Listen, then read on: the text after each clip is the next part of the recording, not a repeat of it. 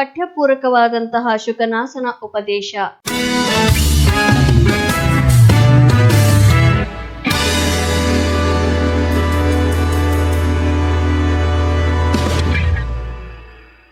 ಉದ್ದಿಷ್ಟಾನುಸಾರ ಪ್ರಾಮುಖ್ಯತೆಯನ್ನ ನೋಡೋದಾದ್ರೆ, ಸ್ಮರಣೆ ವಿಭಾಗದಲ್ಲೇ 4 ಪ್ರಶ್ನೆಗಳನ್ನ 4 ಅಂಕಗಳಿಗೆ ಕೇಳಬಹುದಾಗಿದೆ.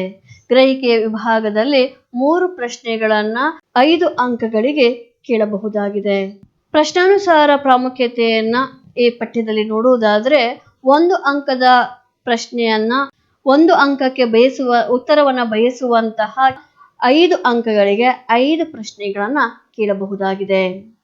2 ಅಂಕಗಳನ್ನ ಬಯಸುವಂತಹ ಕಿರು ಉತ್ತರಗಳನ್ನ 4 ಅಂಕಗಳಿಗೆ 2 ಪ್ರಶ್ನೆಗಳನ್ನ ಕೇಳಬಹುದಾಗಿದೆ.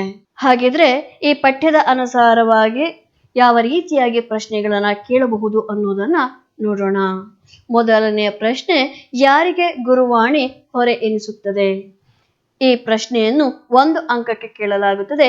ಈ ಹಿಂದೆ ಒಮ್ಮೆ ಈ ಪ್ರಶ್ನೆಯನ್ನು ಕೇಳಲಾಗಿದೆ. ಇದು ನೇರವಾಗಿ ಕೇಳಲ್ಪಟ್ಟಿರುವಂತಹ ಪ್ರಶ್ನೆಯಾಗಿದೆ.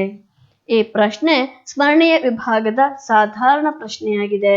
ಈ ಪ್ರಶ್ನೆಗೆ ಉತ್ತರ, ಮೂರ್ಖನ ಕಿವಿಗೆ ಗುರುವಾಣಿ ಹೊರೆ ಎನಿಸುತ್ತದೆ. ಮುಂದಿನ ಪ್ರಶ್ನೆ, ಯಾರ ಕಿವಿಗೆ ಉಪದೇಶ ನಾಟುವುದಿಲ್ಲ? ಈ ಪ್ರಶ್ನೆಯನ್ನು 1 ಅಂಕಕ್ಕೆ ಕೇಳಲಾಗುತ್ತದೆ.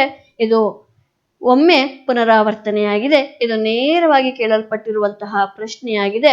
ಸ್ಮರಣೆಯ ವಿಭಾಗದ ಸಾಧಾರಣ ಪ್ರಶ್ನೆಯಾಗಿದೆ. ಈ ಪ್ರಶ್ನೆಗೆ ಉತ್ತರ, ರಾಜರ ಮನೆತನದಲ್ಲಿ ಹುಟ್ಟಿ ಅಹಂಕಾರದಿಂದ ಕೂಡಿದವರ ಕಿವಿಗೆ ಉಪದೇಶ ನಾಟುವುದಿಲ್ಲ. ಮುಂದಿನ ಪ್ರಶ್ನೆ, ದುಡ್ಡಿನ ಪೈತ್ಯ ಅಡರಿದವರಿಗೆ ಯಾವುದು ಕ್ಷುದ್ರವಾಗಿ ಕಾಣುತ್ತದೆ? ಈ ಪ್ರಶ್ನೆಯನ್ನು 1 ಅಂಕಕ್ಕೆ ಕೇಳಲಾಗುತ್ತದೆ. ಈ ಹಿಂದೆ 2 ಬಾರಿ ಈ ಪ್ರಶ್ನೆಯನ್ನು ಕೇಳಲಾಗಿದೆ. ಇದು ನೇರವಾಗಿ ಕೇಳಲ್ಪಟ್ಟಿರುವಂತಹ ಪ್ರಶ್ನೆಯಾಗಿದೆ. ಇದು ಸ್ಮರಣೆಯ ವಿಭಾಗದ ಸಾಧಾರಣ ಪ್ರಶ್ನೆ. ಈ ಪ್ರಶ್ನೆಗೆ ಉತ್ತರ, ದುಡ್ಡಿನ ಪೈತ್ಯ ಅಡರಿದವರಿಗೆ ಜಗತ್ತು ಕ್ಷುದ್ರವಾಗಿ ಕಾಣುತ್ತದೆ. ಮುಂದಿನ ಪ್ರಶ್ನೆ, ಹಿತವಚನವು ಮನಸ್ಸಿನ ಕೊಳೆಯನ್ನು ಹೇಗೆ ತೊಳೆಯುತ್ತದೆ? ಈ ಪ್ರಶ್ನೆಯನ್ನು 1 ಅಂಕಕ್ಕೆ ಕೇಳಲಾಗುತ್ತದೆ. ಈ ಹಿಂದೆ 2 ಬಾರಿ ಈ ಪ್ರಶ್ನೆಯನ್ನು ಕೇಳಲಾಗಿದೆ. ಇದು ನೇರವಾಗಿ ಕೇಳಲ್ಪಟ್ಟಿರುವಂತಹ ಪ್ರಶ್ನೆಯಾಗಿದೆ. ಈ ಪ್ರಶ್ನೆ ಸ್ಮರಣೆಯ ವಿಭಾಗದ ಸಾಧಾರಣ ಪ್ರಶ್ನೆಯಾಗಿದೆ.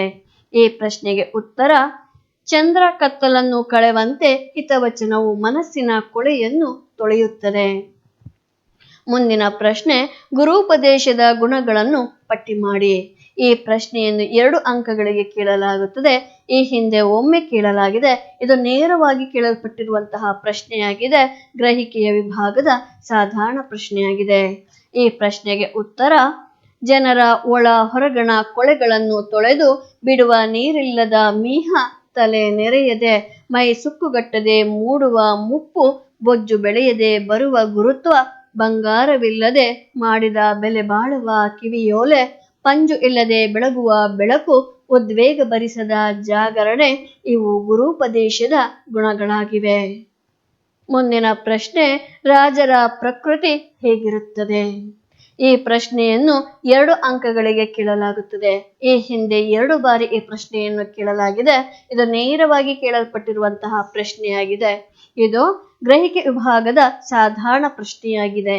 ಈ ಪ್ರಶ್ನೆಗೆ ಉತ್ತರ, ಅಹಂಕಾರದ ದಾಹ ಜ್ವರ ತಲೆಗೆಡರೆ ಅವರ ಮನಸ್ಸಿನಲ್ಲಿ ಕತ್ತಲೆ ತುಂಬಿರುತ್ತದೆ. ಇದು ದುಡ್ಡಿನ ಮಹಿಮೆ, ದುಡ್ಡು ದುರಭಿಮಾನದ ತವರು. ದುಡ್ಡಿನ ಪೈತ್ಯ ಅಡರಿದವರಿಗೆ ಜಗತ್ತೆಲ್ಲ ಕ್ಷುದ್ರವಾಗಿ ಕಾಣುತ್ತದೆ. ರಾಜ್ಯವೆಂಬ ವಿಷ ತಾಗಿ ಬುದ್ಧಿ ಮಂಕಾಗಿ ಬಿಡುತ್ತದೆ. ಈ ರೀತಿಯಲ್ಲಿ ರಾಜರ ಸ್ವಭಾವ ಇರುತ್ತದೆ. ಮಕ್ಕಳೇ, ಇದಿಷ್ಟು ಕೂಡ ಶುಕನಾಸನ ಉಪದೇಶ ಅನ್ನುವಂತಹ ಪೂರಕ ಪಠ್ಯದ ಆಧಾರಿತವಾಗಿ ಮುಂಬರುವಂತಹ ಪರೀಕ್ಷೆಯಲ್ಲಿ ಯಾವೆಲ್ಲ ರೀತಿಯಾಗಿ ಪ್ರಶ್ನೆಗಳನ್ನು ಕೇಳಬಹುದು, ಕೇಳಲ್ಪಡುವಂತಹ ಪ್ರಶ್ನೆಗಳಿಗೆ ಅಂಕಗಳಿಗೆ ಅನುಸಾರವಾಗಿ ಹೇಗೆ ಉತ್ತರವನ್ನ ಬರೀಬೇಕು, ಹಾಗೆ ಈ ಪಠ್ಯದ ಅನುಸಾರವಾಗಿ ಈ ಹಿಂದೆ ಯಾವೆಲ್ಲ ಪ್ರಶ್ನೆಗಳು ಎಷ್ಟೆಷ್ಟು ಬಾರಿ ಪುನರಾವರ್ತನೆ ಆಗಿದೆ ಅನ್ನುವಂತಹ ವಿಚಾರವನ್ನ ತಿಳಿದುಕೊಂಡ್ರೆ ಧನ್ಯವಾದಗಳು.